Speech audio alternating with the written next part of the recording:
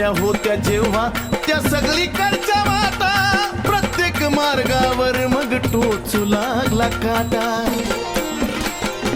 धावजी पाटलान चमत्कार दावला मोठा, मग कवा न कवा होऊ लागल्या भक्तीच्या गलाटा.